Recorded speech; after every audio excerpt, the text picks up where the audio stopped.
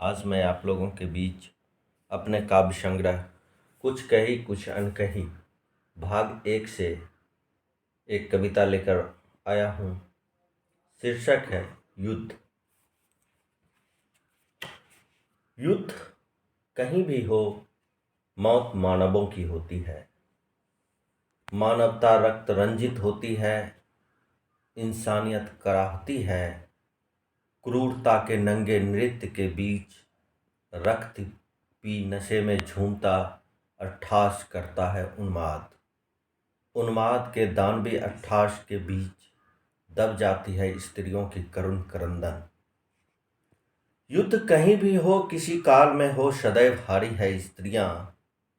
कभी पिता, भाई, बेटा, पति को खोकर, तो कभी छत बिछत स्त्रीत्व के संग, कभी शिक्षा, स्वास्थ्य और रोजगार से वंचित होकर, तो कभी धार्मिक कट्टरता की प्रयोगशाला बनकर।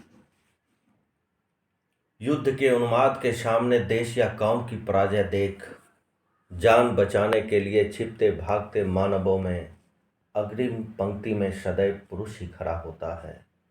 स्त्रियां रह जाती है पीछे या हो जाती है घरों में कैद। पुरुष हथियार डाल या गुलामी स्वीकार कर बचा लेता है जान। स्त्रियां या तो बना ली जाती है यौन दासी, या स्त्रियों से किया जाता है सामूहिक बलात्कार। युद्ध जीतने के उन्माद में विजयी पक्ष के लड़ाकों को नहीं रहता है एहसास उम्र का।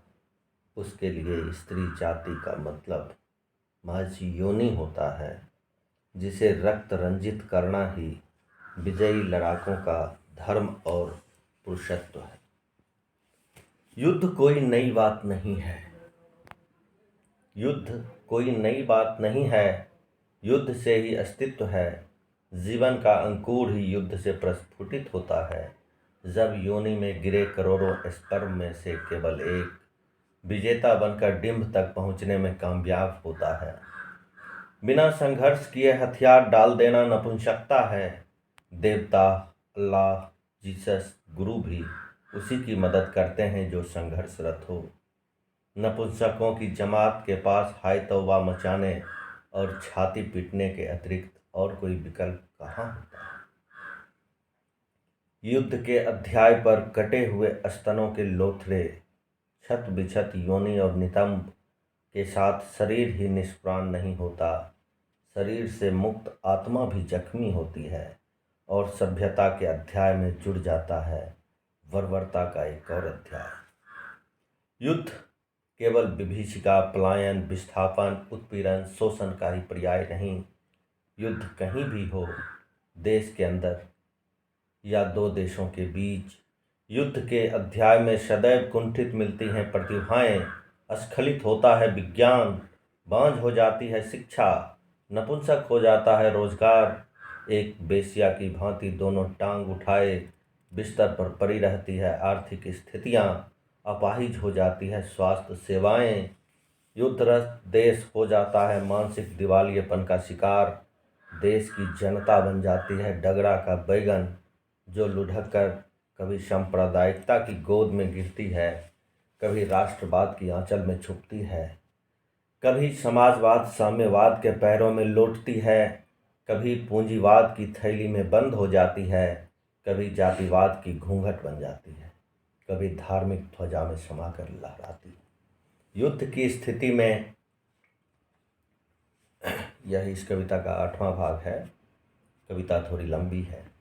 युद्ध की स्थिति में कभी बुद्धिजीवी करने लगते हैं खेमेबाजी। कुछ खड़े हो जाते हैं छाती पीटने वालों के समूह के साथ, कुछ शामिल हो जाते हैं जांघों पर ताल ठोकते समूहों के साथ। कुछ को युद्ध जायज़ लगता है, कुछ को नाजायज़। कुछ अवसरवादी बन जाते हैं, कुछ तटस्थ रहते हैं, कुछ की कुंठाएं जातीय, सांप्रदायिक, धार्मिक, राजनीतिक वादों के संग प्रस्फुटित होती है। कुछ की कुंठाएं विजेता के हाथों मेवे खाकर और जड़ हो जाती है। एक खेमा मानववादियों का भी होता है, जिसमें शामिल कभी बुद्धिजीवियों को अंगुली पर गिना जा सकता है। यही वह खेमा है जिसे अपनी बुद्धिजीविता से रंज होता है, जो बेचैनी में छटपटाता है, व्यथित होता है और अनुभूत वेदनाओं को साधना में परिवर्तित करने की तरकीब ढूंढता है। इतिहास कभी भी अवसरवादी और तटस्थ को माफ नहीं करता। यह तो दूर की बात है, जो आज अवसरवादी बने हैं या तटस्थ तो तमाशा देख रहे हैं, वहीं कल खुद से नजरें नहीं मिला पाएंगे। नमा भाग। स्त्रियां केवल पीड़ित ही नहीं हुआ करती है, स्त्रियां केवल पीड़ित ही नहीं हुआ करती है, स्त्रियां जननी भी होती है, फिर जनेगी मानवतावादी संतानें। और स्त्रियां प्रकृति भी है। उत्थान और पतन प्रकृति का नियम है, अटल अविचल सार्वत्रिक नियम। आज पतन का दौर है, कल उत्थान का दौर भी आएगा। युद्ध कभी चिरस्थायी नहीं होता और प्रकृति जल्दी संयम नहीं खोती। जब संयम खोती है तो वर्तमान सभ्यता का विनाश होता है और नई सभ्यता का उदय। बहुत बहुत धन्यवाद मित्रों। मेरी यह लंबी कविता कैसी लगी ज़रूर बताइएगा। पुनः आप लोगों का अभिवादन और हृदय तल से धन्यवाद आप लोगों को ज्ञापित करता हूँ। बहुत बहुत धन्यवाद।